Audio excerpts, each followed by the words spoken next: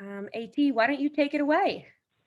Great. Well, thanks everybody. Hope you had good discussions in the breakout rooms. Got 3 great teams presenting today. So what they're going to do is spend about 10 minutes. They'll go about 5 minutes about what they're working on in a quick demo, and then 5 minutes for Q&A. So as they're speaking, feel free to put questions in the chat. And then when they're done with their presentation, JC and I will ask any of the questions in the chat or otherwise.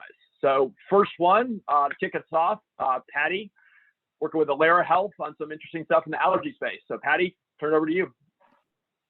Thank you, AT, and thank you, Atlanta Ventures, for hosting. I'm really excited just to share about what we're building at Allera and then just also hear from the other great founders.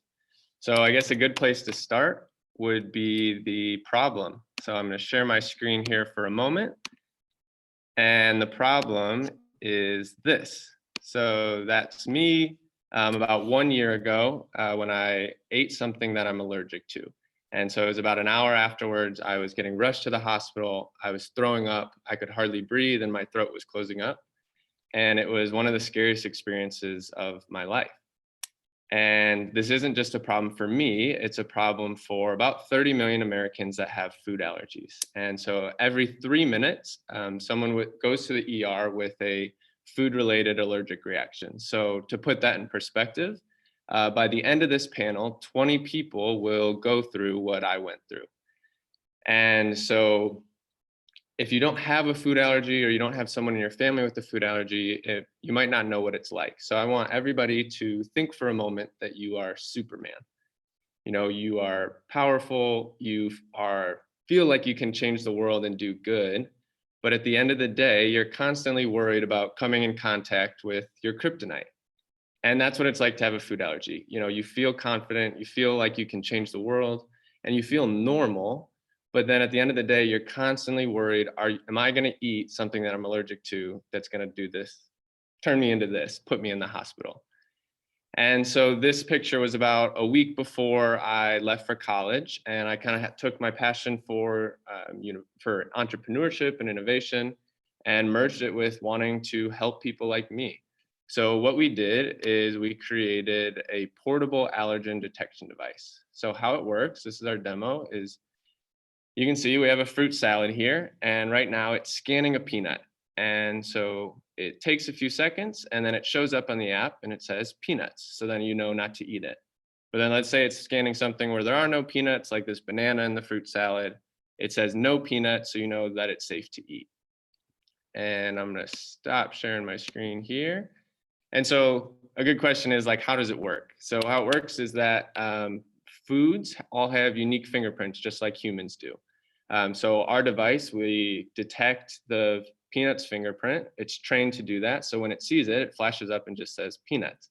But then any other foods, when it scans it and it doesn't see the peanut's fingerprint, it says no peanuts. So that's the solution we built for the problem for people with food allergies. And what it does is it kind of flips the script, because to live with a food allergy, you're constantly reactive. You know, you carry an EpiPen, you check labels, you are always worried about what's in your food. But with our device, it transforms how people eat, because you can take peace of mind in your own hands. You know, if you want to scan your food 30 times, you can do that. And so we're just really excited. We raised $50,000 with 1517 fund to build our beta, and that's going to deliver in June, July, and we're going to pilot it with a really closed group just to see, you know, how does it work? How doesn't it work? What are its limitations? Things like that. And then hopefully by the end of the year, we're going to expand to a larger group to pilot. We have about 600 people signed up for a pilot program to pay $20 per month for 6 months. It's just such an underserved area that people are really eager to get involved and be involved in the innovation. So we're really excited for that. And then for me personally, I think I'm most excited for the first time an Allera customer sits down to eat and there's peanuts in their food and they don't know it. And then our device, they use it and it actually deters an allergic reaction. So that's what motivates me. That's what motivates our company. And yeah, that's where we're going and what we're looking forward to. So that's really all I had for today. I'm going to put our Instagram, social media, TikTok. We do a lot of content around people's stories with food allergies and then actually using the device just to see how it works. So if you want to stay in touch with us, or if you want to share it with people with a food allergy, that'd be great. So thank you for listening, and thank you, Atlanta Ventures, for hosting. Great stuff, Patty. Couple questions coming in through the chat I'll read out to you. First one is, how do you deal with the legal exposure if the device says no peanuts and someone eats the food and gets sick? Yep. So we get that question a lot. And my favorite example is how many people here have seen Friends, the show Friends? You can give a clap if you've seen it or you like it. Good. So there's an episode of Friends where Joey realizes that condoms are not 100% effective, and he's freaking out. And so we always say, like, it's not 100% effective, it's 99% effective. And it's an extra layer of protection. So it doesn't replace carrying your EpiPen, checking labels, asking the right questions. Really what it is it's an extra layer of protection just between you and your food allergen. Cool. Couple questions on the device. It says, looks like you need to place it right next to the food. How close does it need to be, and what machine learning is involved in the process? Yep. So we have it right now where it has to stay within about ½ inch. And if it goes more than that, then it beeps and says you're too far away. And as far as machine learning, so right now it really only has a data pool of about, 10, 20 foods that it works with. So anything outside of that, it's just going to be not as precise. But what we're doing now for our beta is we're trying to expand to a library of like 100,000 foods using machine learning so that it can start working independently, even if it's never been exposed to the food before. Got it. And then there's one on, in the example, it was an actual peanut. Does it work on crushed peanuts, or if the peanuts are blended? How well does it cover peanuts? Yep. So from what I've been told from kind of our tech team is that if the food is homogeneous and it's made up of like 1 to 3%, so take a peanut butter cookie, for example, or even a chocolate chip cookie that's 3% peanut butter in it, it would be able to detect that, and it could detect crushed peanuts. But where we're finding the trouble is, say, for example, a Reese's peanut butter cup. So since it's optical, it wouldn't be able to detect a Reese's peanut butter cup unless you cut it in half and actually scanned it. Got it. So kind of 8:30, one last question, and then Patty, there's some others in the chat. I'll let you respond afterwards here. But as people continue to use the device, how do you continue to build out your database and take in all this information that you're learning? Yeah, that's a great question. In the breakout room, I was saying that I do not have a fun time with data, but we want to expand to all allergens. I don't have a peanut allergy, so I say that I'm on the waiting list with everybody else, but we want to serve all all food allergies as best we can, and we'll just keep increasing data along with that. Great stuff. Well, Patty, thank you so much. Very interesting. Appreciate you taking the time. And again, there's some other questions in the chat. And if you have more questions for Patty, feel free to put them in the chat, or Patty, if you want to put your email in there as well, they can reach out directly to you. I will do that. Thank you all for your time. All right. Thanks, Patty. Well, great start.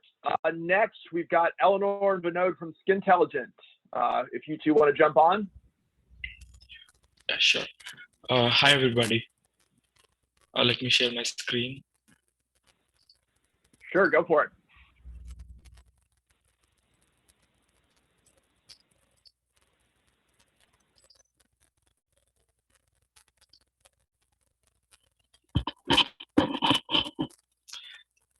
We are Skintelligent. We build AI that powers intelligent skill health solutions. So this is a report from McKinsey, and as you can see, the consumer adoption has skyrocketed from 11% in the US in 2019 to 46% in the usage of telehealth to replace canceled healthcare visits. So there's a clear trend of rise of telehealth adoption. Prior to COVID, telehealth accounted for about 3 billion. With the onset of COVID, the provider and consumer adoption of telehealth has risen sharply. It is estimated that about 20% or 250 billion of current US healthcare spend could potentially be virtualized. Within the dermatology sector, aesthetics and cosmetic is leading over the medical dermatology in market size. As seen in this graph, this is a report between 2016 to 2027. So in accordance with the trend, we are focusing on aesthetics, particularly aging part, apart from medical dermatology. We are building an aging framework and AI-based measuring tool. To summarize, we take a picture uh, of the user, and then particularly for aging, we deaggregate the skin, or the age of the skin into 5 different attributes: fine lines, wrinkles, loss of volume, texture, pigmentation, photo aging, and then we measure each of these. Uh, so we have a separate standards for each of these attributes that comes out of research papers. And then we combine those together into a single index. We call it skin index. So that the consumer can get a simpler idea of the health of the skin. Um, so this is a wrinkle model that is currently in development. This is just for an example. So we can assess the wrinkles on the forehead, crow's feet wrinkles, nasolabial area, and then there are different pointing scores for head, for forehead as well as other parts. So our model will highlight with lines and visualize on the original picture. And this model that we build is clinically validated by Duke School of Medicine. And this is similarly for, we have a model for pigmentation under development, which counts the number of pigment lesion and classifies it into 4 different categories. And again, it is highlighted on the face.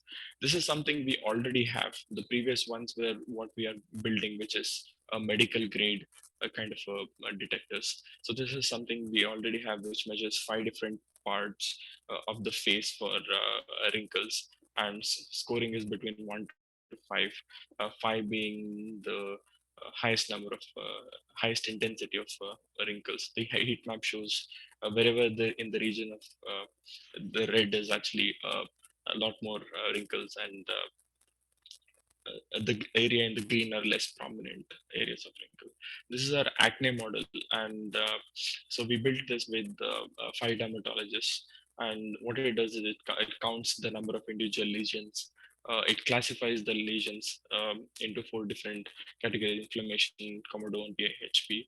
And then based on the count of these, it gives a severity score. The severity score is something that is universally accepted by dermatologists standards across the world. And we have other use cases for telehealth where uh, between the physician consultations, a user can monitor their own face. And the other option we have is that uh, when images come into the telehealth database, the quality is sometimes compromised because there is no application that guides the user to take the correct specified type of image. So we can help with that. And then we also kind of provide this the output of the models will be like an electronic health record within dermatology. The other use cases for aesthetics would be uh, at the growth stage. To acquire new customers, we can integrate our AI scanner for various skin conditions with healthcare systems. So a user can assess the skin condition and find a local licensed provider. In the treatment phase, we can offer tools for to highlight to the patients the severity of skin conditions and recommend proportional treatment. Finally, an user can track the progression and can determine the efficacy of the treatment, and that might lead to rebooking. Another application would be in the clinical trials. At the moment, um, an expert would look at a picture and count the number of wrinkles and give it a score. But what we propose is an AI method that creates a spectral map and measures the severity of the line in accordance to the pixel density.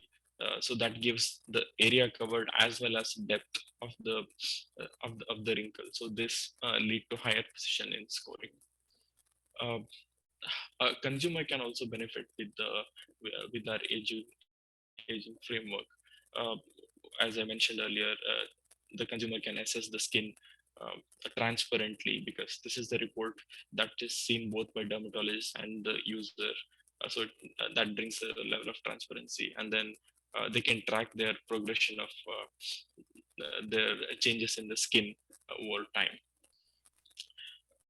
So we have seen interest from large healthcare as well as aesthetic clinics, chains. We are in discussion with these companies at various levels. We will soon be integrating our solutions with one of the aesthetic clinic chains. And this is our team. Eleanor is a founder, and she was a director of Coca-Cola Asia strategy and headed the commercial. She is an MBA from Emory. I'm Vinod. I'm an alumnus of Georgia Tech. I have about 10 years experience, 5 years in AI, and I have experience with co-founding startups back in India. We have Supriya, who comes out of Stanford. Balaji is based in India, and he takes care of the system architecture. And Dr. Meenal is our liaison from Duke University, and Ravi is a technical advisor who is also lead at Bosch AI Research Center. The way we work with Duke University is on two phases. One is while developing model, all the data annotation standards, the scoring standards, everything is set by Duke. And we actually do the engineering and build the model and commercialize the model. Even in the model validation phase, we partner at the data level, and we get clinical data set from Duke University. So this is an important slide. We are very serious about inclusive AI. We make sure that our AI works across the skin tones. If there is any deficiency, we make sure we correct that. Our AI models are medical grade because it is developed with Duke University School of Medicine, and we look at all the research papers before all the standards that is set within AI model. And we are also serious about security and privacy, because these are all facial images and customer data. So we are ISO compliant as well. Hey, Vinod and Eleanor, just couple questions here. Very, very insightful. As you look across all of those different use cases and potential, target customers, whether it be consumers or the use case of acne versus aging, or the hospitals or the clinics or the facilities, how are you deciding where to focus on which use cases and problems are most important and have the biggest hair on fire problem? So the application, so we divide it into two parts. One is that we have models that we can use for across the industry for many different applications. And then we try to hear from our customers their problems and try to solve that according to that. So it is kind of a solution kind of a system at the moment. Got it. Let me do one more question here, and then we'll have Reframe join us here. And there's some more in the chat. Eleanor and Vinod, you may want to respond to. How does your data sets adjust with different ethnic groups? So we get data sets from different regions of the world, from Asia, sub-African nations as well. So that kind of helps our model to train on every different type of skin tones. Got it. Well, Eleanor and Vinod, thank you so much for sharing Skintelligent. Again, there's some more questions in the chat if you want to respond there, as well as put your information so people can reach out directly. Thank you so much. Thank you, everybody, for joining. And then last but not least, Vinod and Z from Reframe. If you all want to jump on and join us and share what you're working on. Absolutely. So thank you so much for having us here, AT. So just to quickly get started, we are Reframe. I'm Vedant, by the way, and this is Z. So we are an app that helps people quit or cut back on drinking. So like AT mentioned, I'm going to quickly take you through the app and walk you over how we got to where we are and what our plans are for the future, essentially. So let me quickly share my screen here. All right, cool. So we didn't actually just start off with helping people quit or cut back directly. We started with one core area that's a problem for most people that are trying to essentially recover from an alcohol addiction, and that is cravings. So essentially, every recovery program and recovery center addresses this actually. But what we found when we talked to a lot of people was what goes on is, people make you fill out um, worksheets and booklets. That is typically what's being done in recovery centers, and that just doesn't work, because when you're in the middle of a craving, you really can't think. All you can really do is you're suffering from brain fog, and you need something to help you get out of that zone. What we discovered is that the average duration of a craving is no more than 20 minutes, but when you're in the middle of a craving, you're really not going to know that. So our whole idea is, we need to have a bias for action here. We need to make it as easy as possible for somebody who's going through a craving to snap out of it, essentially. And that's why what you see here is a big red button. And we created that so that all you have to do is essentially just click on it, and a countdown timer starts that shows you that it's just going to be 20 minutes. So this was essentially the first iteration of our product. I mean, it didn't quite look like this, but that's essentially what it did. And what we learned was that, we can make this even easier by giving people things to do, like games and meditations. So essentially, we created our own kinds of games. We created memory cards. We created games where there is a little flying hippo that you can control. The idea was we wanted to help people get through a craving, and that was it. But what we ended up finding out very quickly was, we had a lot of different tools that help people address a lot of different situations, but that simply wasn't enough. Something was missing. We knew that it was working, but somehow, when we gave it into the hands of people simply did not use it. That was a big problem, because what good is an efficacious tool if nobody used it? That's when we came across, this idea that how about we teach people how to use these tools, and how about we actually create a program to essentially navigate people through recovery.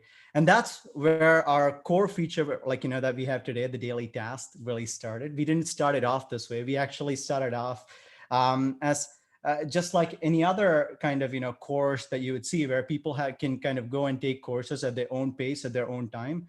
And we quickly learned that model simply doesn't work, because what ends up happening is there are a lot of decisions that people have to make, and people end up not making it. What we found was very few people, they actually did all of these activities, did all these courses and lessons, and most of the people did absolutely nothing at all. That's when we decided, okay, that's not working. How about we create something where, we give people daily activities. We tell people what to do. This was a key lesson that we learned. People want to be told what to do. The more specific it is, the better. So we started off with essentially with 3 to 5 daily activities that we give people. And these worked out for us in a variety of different ways. I think the most important thing was, well, it was easy, and there were only 5 different things to do. And I can quickly take you through one of the days. Well, here there are a few more than 5. But essentially what there is there's a daily lesson that tells you about a couple of things about recovery, like how to deal with triggers, what are possible different triggers, and essentially how to build healthy habits, which is a very important part of recovery. The reason the system worked was there were 3 different reasons why the system worked. One, it was easy for people to do. And the second was, when we did it, we could quickly and we could easily integrate tools into into the program, and we could help people build habits. I think that was super important, because, as you can see here, this is a tool to log your mood and talk about how you're feeling at any given time. And there's a craving diary that helps you to log your cravings. All these different things, these are all in the toolkit that we initially gave people, but people never used it. But when we gave people these activities on every single day, or different activities on different days, what ended up happening was habits were created, which is why our system was working. But the most important thing it did was, it forced us to actually think about the different problems that people face on a daily basis. So essentially, we were giving people daily activities. So for different days, there are different kinds of activities, as you can see here, and what it forced us to think about how people navigate through recovery and what are the different problems people face on a daily basis. And it helped us to address that. So essentially, like, when you are in day 12 of recovery, you typically tend to struggle with sugar cravings. We knew that because, like, when we found a way to ask people questions and figure out how people were going through this. And we essentially gave the right content to people at the right time. And what that ended up doing was it created trust. And this trust was very critical in helping people to, like, to essentially use the app. So right now, like, we have an 86% retention in month 1, and around 65% of our users are still active in month 4. And I think what we are most proud of is the fact that around 70% of our users report right after the first month that, they've significantly, and by significant, I mean cut down on drinking by more than 50% or more. So it's essentially become efficacious. But this is the kind of problem where medical efficacy simply isn't enough, because that's just one part of the problem. Our core challenge moving forward is, how do we make this super engaging?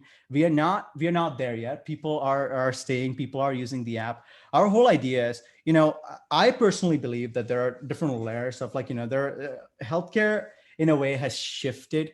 So initially it was, hey, there's a patient, we just take care of them, they're feeling better, they go. Like, it doesn't need to be a very pleasant experience. Then it became the client kind of a model where people are, of course, treated like, in a better way. But with something like this, even that isn't enough. It needs to be so good that it's essentially trendy, because this is a very, very stigmatic problem. And to help people out, like, they should not feel the stigma. And the way we do that is by creating essentially the guest experience. And that's what we are working towards. If you were to look at this from a gaming perspective, I guess, in a way, we have the base layer set up where people can do daily activities, people can engage with different kinds of tools, but we are now building out the retention layer that creates a narrative behind this, so that people are just weaved into this environment where it becomes easy, where it's gamified, well, in the real sense of the word, rather than like a very corporate kind of a knockoff in that sense.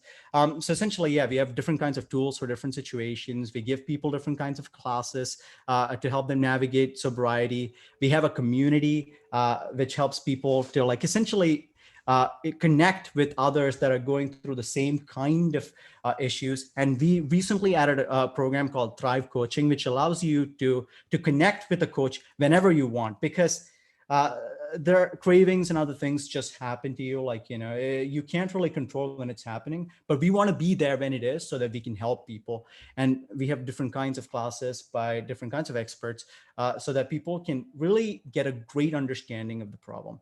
Our whole idea was, how do we bring everything that somebody would possibly need to quit or cut back on drinking in one place, so that, the best quality care is accessible to people, like, at a cost that's affordable, and not like tens of thousands of dollars like it currently does cost in recovery centers and other places. So yeah.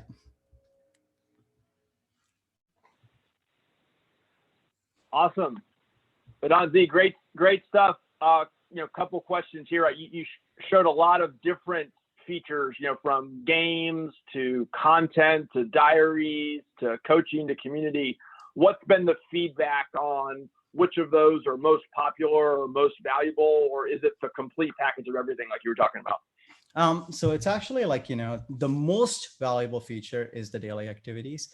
So, and the reason is, like, every day somebody gets up, or usually this is what we figured, like, it's around 8 to 9 a.m. in the morning when most people actually do it.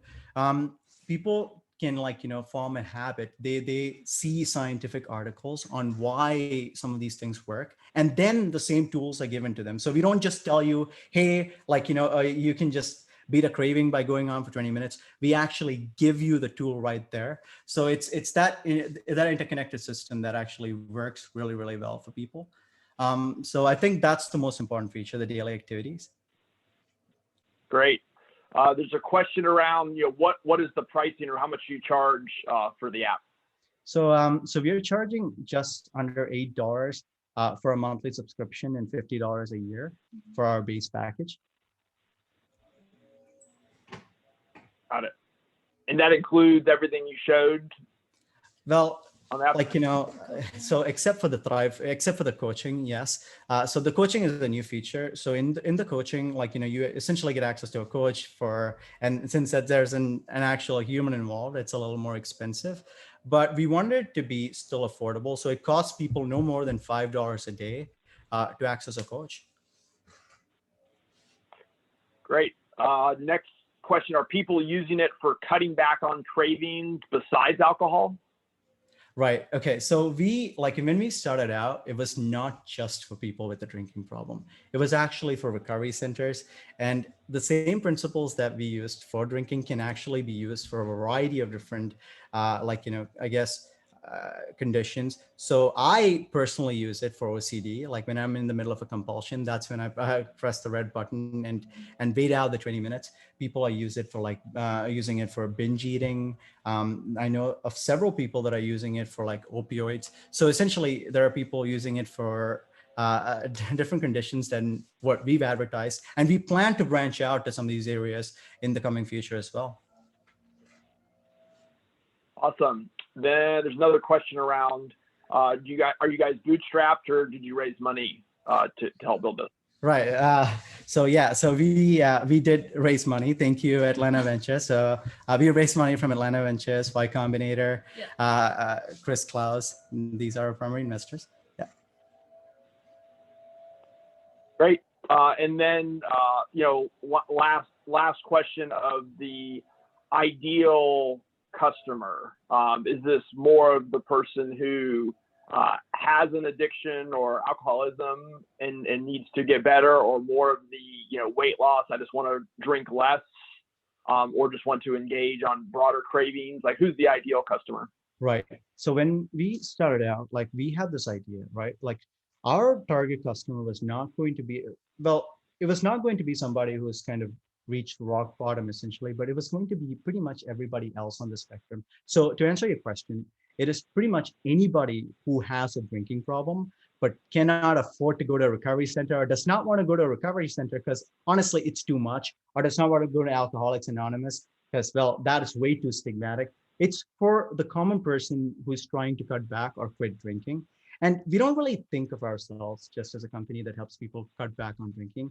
Our core objective is, how do we help people get the best out of themselves? Because it's not just drinking, right? It's with any habit. We can help people quit any bad habit and create good ones. That's the essence of what we're doing. So it's for anybody who's trying to cut back on drinking and create a more positive lifestyle, essentially. Great. Well, thanks. And there may be some other questions in the chat, but Vedant, if you want to put your information in there. We've got 5 minutes left. Just want to wrap up and say, again, thank you for the presenters today. Patty, Eleanor Renaud, Vedant, and Z. Great stuff. There's lots of amazing things going on here in the Atlanta healthcare startup scene. I want to continue to highlight those for all to see and connect. So thanks again, everybody, for joining. Just a couple logistical things as we wrap up. Again, on our website, we record these, and you can go back and see past meetups as well as upcoming events as well. We also list healthcare companies here in Atlanta as a link and promotion. So if you have a company and you want to get listed on the site, just fill out the form online and we can add it there as well to share your information. And then, we'll probably have, we have a Atlanta Startup Conversation meetup in June, which is broader than just healthcare. And then we'll probably have our next one of these in July. And per our beginning of the conversation, hopefully we'll have maybe some hybrid form for that as we start to get back in person. So with that, again, here JT's showing the site here. You can see our meetups and past events, and you can fill out any information to be listed as one of the Atlanta healthcare companies here. I'll say, as folks or investors come to town or want to get connected, I often point them to the list of companies there. So happy to always post for anybody there. But again, appreciate all that you all are doing to build great businesses and support Atlanta healthcare scene. any other questions, you'll feel free to reach out directly to JC or I, but appreciate the time. And thanks again for all of our presenters today. You all have a great day. Thanks, you too. Thanks. Great job, guys. Really liked the meeting. Thanks.